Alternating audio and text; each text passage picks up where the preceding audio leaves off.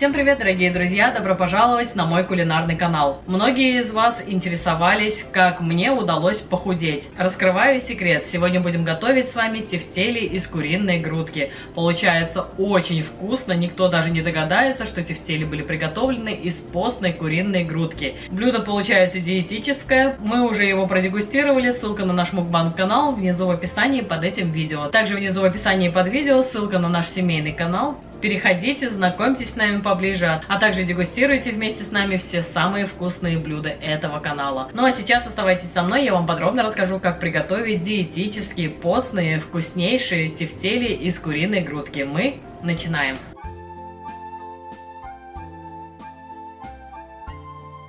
Ну что, друзья, в первую очередь, чтобы приготовить вкусные, нежнейшие тефтели из куриной грудки, для начала я беру куриную грудку. Можно, конечно, взять сразу куриный фарш, и тогда не заморачиваться. Ну, а я для начала из этой грудки сделаю фарш, через мясорубку прокручу, а затем расскажу вам подробно обо всех остальных ингредиентах. Для начала просто куриную грудку нарезаю такими полосками, которые удобно было бы поместить в мясорубку. Вот таким образом нарезаем куриную грудку. Жирок тоже оставляем. Куриная грудка у меня, как видите, без костей и без кожи. Кожа нам здесь абсолютно не нужна будет, она только будет мешать. Поэтому, если у вас грудка с кожицей, лучше ее снять. Куриную грудку я нарезала. Дальше берем мясорубку, устанавливаем ее. Сетку для мясорубки я беру самую максимальную. Вот, если вы можете наблюдать, вот такая вот крупная сетка у меня. Фарш я беру в количестве 1,5 килограмм. Часть тефтелек, потому что я отдам клиенту, у меня поступил заказ. Ну а оставшуюся часть будем с вами дегустировать на нашем мукбанг канале. Итак, сейчас я перекручиваю куриную грудку через мясорубку.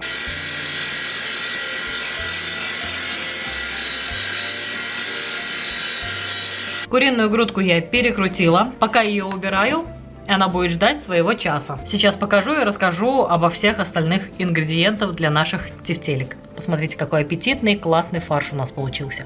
Пока убираю в сторону. Итак, друзья, также нам для фарша потребуется 250 грамм помидоров. Луковица одна у меня получилась весом 250 грамм тоже.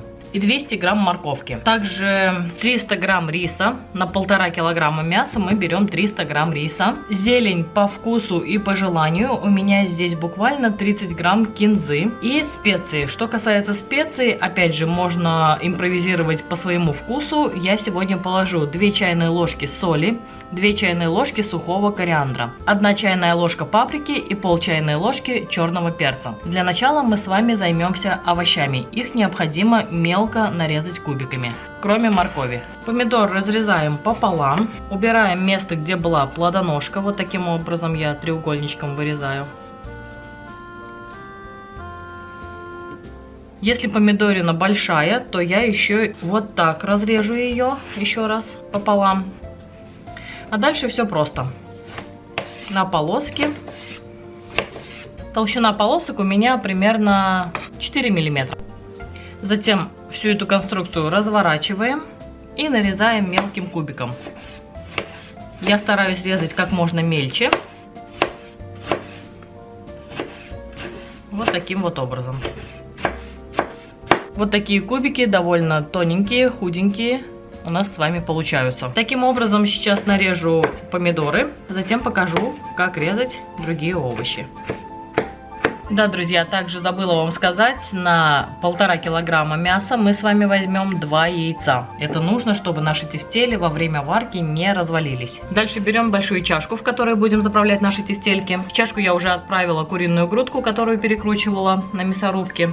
Затем сюда же отправляем помидоры. Пока в сторону. Далее у нас на очереди лук. Лук кубиками я всегда режу на своем любимом станке. Убираю пластину. Меняю ее на пластину толщиной 7 миллиметров. Выставляю режим кубики. Дальше луковицу надеваю на плододержатель. Соответственно, если нет такого станка, луковицу просто пополам. Затем нарезаем, как на пельмени, на полосочки. Разворачиваем и нарезаем кубиками. Но мне удобнее и быстрее вот на таком станке, ну таким вот образом, смотрите. Без ускорения, без ничего, просто сейчас никакого монтажа на видео не будет. Смотрите, как это быстро получается.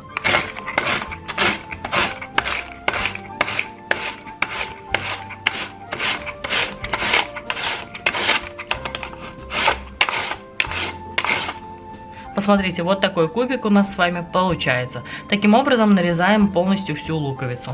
Лук я нарезала, пока убираю в сторону его, не буду ложить вместе с фаршем, потому что его мы будем предварительно обжаривать. Забыла вам сказать, также нам потребуется 75 мл или 5 столовых ложек масла. У меня по просьбе клиентки масло авокадо. Вы можете использовать сливочное масло, можете использовать обычное подсолнечное масло. Смотрите по своему усмотрению. Наша задача в небольшом количестве масла обжарить лук, пока масло и лук убираю в сторону. Далее у нас с вами на очереди морковка. Морковку натираем через крупную сторону обычной терки.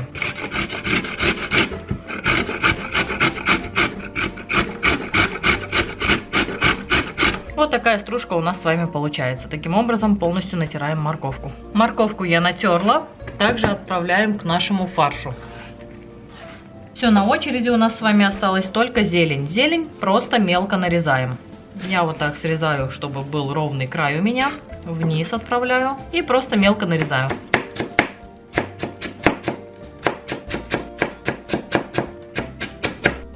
Зелень отправляем к нашим будущим тефтелям.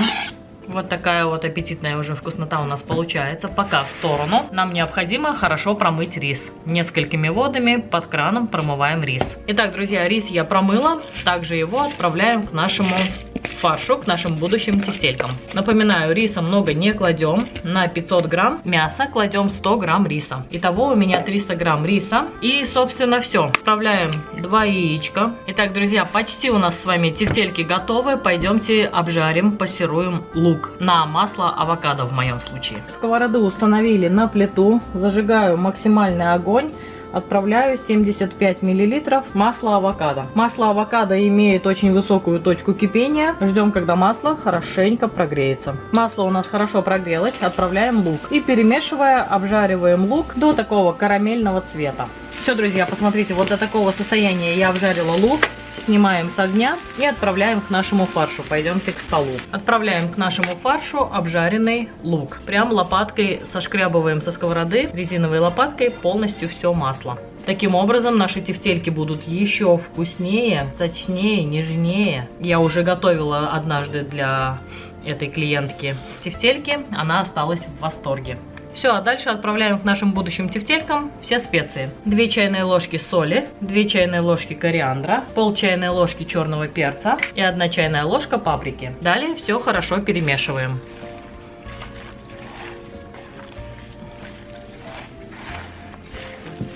Все, друзья, посмотрите, вот такой аппетитный фарш для тефтелек у нас с вами получился. Фарш очень мягкий, соответственно, на выходе мы получим нежные тефтельки. Посмотрите, как это уже аппетитно выглядит. Сейчас мы с вами займемся овощами для нашей зажарки. Для зажарки лук нарезаем полукольцами пополам и вот таким образом полукольцами. Что касается полностью, какие ингредиенты нужны нам для зажарки, внизу в описании под этим видео я все распишу. Дальше, после лука, мы нарезаем помидорину. Помидорину также пополам. Срезаем место, где была плодоножка, вот таким вот образом я треугольничком срезаю. Далее сначала на пластинки, затем разворачиваю и кубиками. Таким образом нарезаю помидор. Помидор я нарезала, пока убираю в чашку. Далее у нас на очереди морковка. Морковку также натираю на крупной терке. И снова у нас получается вот такая стружка. Таким образом полностью натираю морковь. Итак, друзья, морковку я натерла. А дальше, смотрите, также нам потребуется, расскажу о специях. Я положу в зажарку соль, черный перец. Соли у меня здесь 2 чайные ложки, черного перца пол чайной ложки. 60 мл масла авокадо. Вы можете взять обычное растительное подсолнечное. 3-4 листика лаврового листа. И по желанию можно положить картофель. Моя клиентка привыкла, что я ей вот такую вот одну картофелину кладу в каждую порцию. Поэтому 5-6 картофелин по желанию. Дальше можно приступать к приготовлению зажарки. Также нам потребуется вода. Воду по мере необходимости будем подливать. В конечном итоге я напишу, сколько в итоге у меня ушло воды. Обязательно. Итак, друзья, для зажарки у нас с вами все готово. Пока это все уберем в сторону. Ингредиенты будут ждать своего часа. А мы с вами сформируем тефтельки. Тефтельки я каждую взвешиваю. И делаю не сильно крупные, по 125 грамм. Потому что, как я уже сказала, часть тефтелек у меня заберут на заказ. Поэтому мне нужно отпустить клиенту ровно 1,5 килограмма. Соответственно, тефтелек я клиенту отдам 12 штучек. Вот таким вот образом взвешиваю 125 грамм. Затем просто в руке вот таким вот образом из одной ручки в другую перекладывая, формирую такую тефтельку, вот такой кругляш, и отправляю на доску. Снова взвешиваю, формирую и отправляю на доску. Можно это делать уже непосредственно, когда зажарка приготовилась, но сегодня для видео я сделаю это отдельным мероприятием. Сейчас подобным образом сформирую все оставшиеся тефтельки, затем покажу, что у меня получилось. Итак, друзья, вы только посмотрите, вот такая красота у меня уже сформирована. Пойдемте к плите готовить зажарку для этих замечательных тефтелек. Казан устанавливаем на плиту, отправляем в него 60 мл. У меня масло авокадо, вы можете использовать растительное масло, как я уже об этом сказала. Включаем максимальный огонь, ждем, когда масло хорошо прогреется. Масло хорошо прогрелось, отправляем в казан лук. Обжариваем лук до золотистого цвета. До золотистого цвета лук у нас обжарился. Периодически я его перемешивала, чтобы он не пригорал. Далее в казан отправляем помидоры.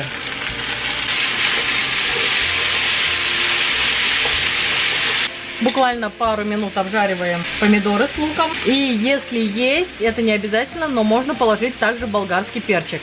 Болгарский перчик просто покажу. Я нарезаю вот на такие полоски шириной примерно 1,5-2 сантиметра.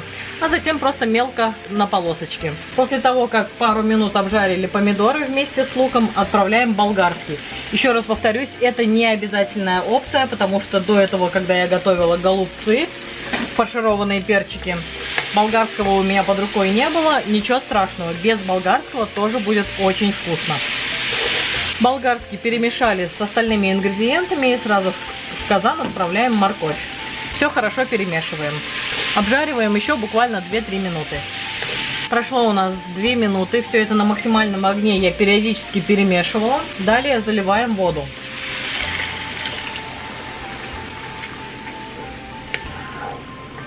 В итоге воды у меня ушло 1,5 литра. Дальше закрываю крышкой на максимальном огне, жду, когда вода закипит. Соус наш закипел. На этом этапе отправляем 3-4 лавровых листика. Соус нам необходимо посолить. Я положу 2 чайные ложки соли. Поперчим. Пол чайной ложки черного перца. Все хорошо перемешиваем. Немножко уменьшаем огонь. И аккуратно с краю вот так начинаем опускать наши тефтели. Уменьшаю еще огонь до 3, чтобы происходило такое легкое кипение, чтобы тефтельки наши успели схватиться, белок успел схватиться, прежде чем в результате сильного кипения соус наш не развалил наши тефтельки. Уменьшаем огонь и вот так вот аккуратно опускаем. В горячей воде, посмотрите, схватывается белок, сразу белеет, видите? И тефтельки таким образом уже впоследствии не развалятся. Максимально аккуратно стараемся погружать тефтельки. Даже если тефтели не будут покрыты нашим соусом, ничего страшного. Когда мы доведем до хорошего такого бурления, до кипения, закроем крышкой, уменьшим потом газ, то те тефтели, которые не были погружены в соус, они тоже доготовятся при помощи пара, который будет в большом количестве образовываться внутри нашего казана. Все, друзья, когда поместили полностью все тефтели, с краю аккуратно помещаю картошку. Почему я это делаю сверху тефтелей? Потому что, исходя из предыдущего опыта, если картошку постелить на дно, то она просто переваривается и начинает разваливаться. Поэтому последние несколько раз я готовлю именно вот таким вот образом. Слегка погрузили картофель в соус, и таким образом он до конца дойдет путем, как я уже сказала, образования большого количества пара. Все это приготовится и будет мягеньким в итоге. Все, друзья, погрузила все тефтельки. Теперь можно увеличить газ, дождусь прям хорошего такого закипания, затем буду накрывать крышкой и постепенно уменьшать огонь. Как видите, уже достаточно активно кипит. Теперь я закрываю крышкой, уменьшаю огонь постепенно, не сразу. С данной минуты засекаю 40 минут, через 40 минут наше блюдо будет готово, но уменьшаю сначала до 5. Буквально через 5 минут я уменьшу до 3. И на 3 уже буду до конца блюдо томить до готовности. Все, через 40 минут покажу, что у меня в итоге получилось. Итак, друзья, пока у нас с вами томятся наши тефтельки, мы нарежем зелень. Это необходимо для того, чтобы блюдо наше в конце, в самом, украсить. Буквально последний штрих останется нам сделать при помощи этой зелени. Просто мелко нарезаю зелень.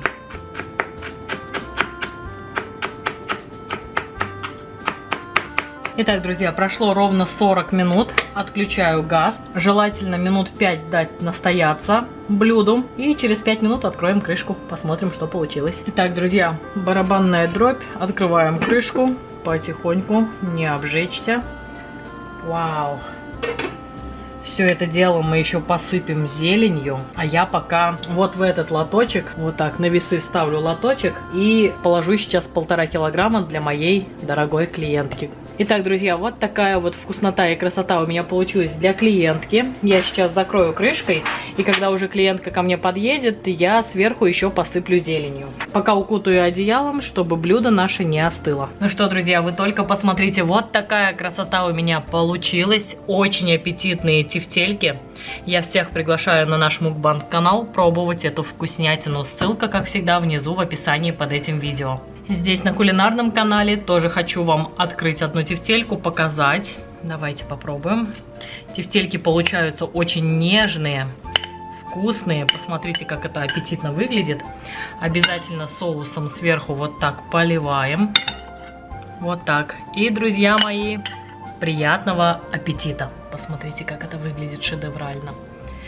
Аромат невероятный стоит сейчас у нас на кухне. Ну а я, как уже сказала, всех приглашаю на наш мукбанг канал. Ссылка, как всегда, внизу в описании под этим видео. Переходите, дегустируйте вместе с нами. Ну а это видео буду заканчивать. Если видео понравилось, ставьте обязательно пальчики вверх. Подписывайтесь на канал, пишите комментарии. Нам очень приятно с вами общаться. Всем спасибо за внимание. Всем пока-пока. Приходите еще. Увидимся снова.